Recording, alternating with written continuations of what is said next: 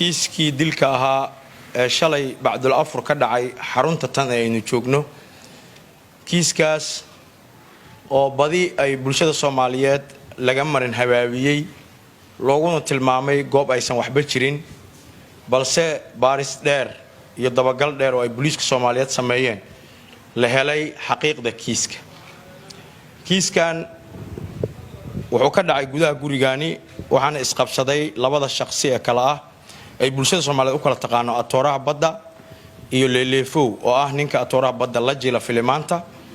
labadoodii oo dad muxsiniina ay u soo diraan lacagyow ay ku caawiyaan bulshada Soomaaliyeed balse lacagtaasi oo cadadkeedii batay khilaaf ka dhashay awgeed ay ku sababtay labadoodii inay isku gacan qaadaan dabadeedna uu nin ku dhinto kiiskan sida ay bulshada Soomaaliyeed loogu marhabaabiyo oo ah inay shabaab ka qayb qaateen ma jiraan gacan ku dhiiglahana wuxuu qirtay inuu dilka asaga geystay oo ay khilaaf dhaxmaray dagaal dhaxmaray min dil isku dhuftay kadib ay bistoolad soo dhax gashay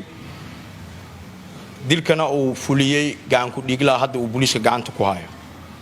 gurigan aan dhex joogno waxa wax loogu qeybi jiray bulshada Soomaaliyeed oo maati ah sida ku cad warbixinta uu qoray gacan ku dhiiglahana wuxuu sheegay lacag 60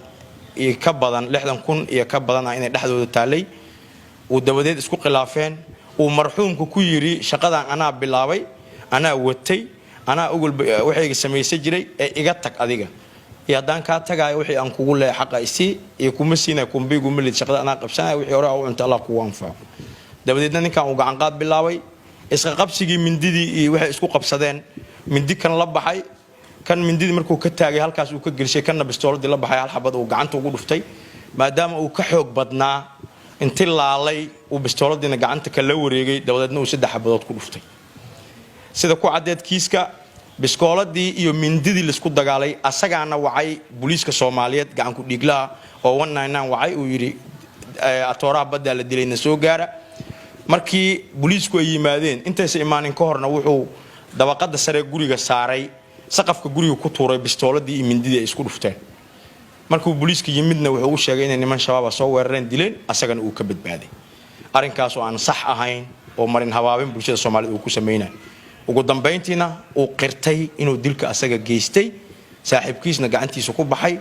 wax dhex yeelan ay ahayd maal adduunyo oo dhan 60,000 iyo wax jajab la jiro marka bulshada Soomaaliyeed waxaan xaqiijinaynaa gacan ku dhiiglin in gacanta lagu hayo maxkamadda loo horgeyn doono marxuumkana inuu dilay asaga qirtay kiiskan uu cad yahay ay sajirin wax shabaab inta soo weeraray gurigan soo galay uu dilay marxuumka afkiisna uu ku qirtay gacan ka dhiigla inuu asaga dilay shalay bacdul afurna ay dhacday وما هتسنتين كيس كان سيدا سودا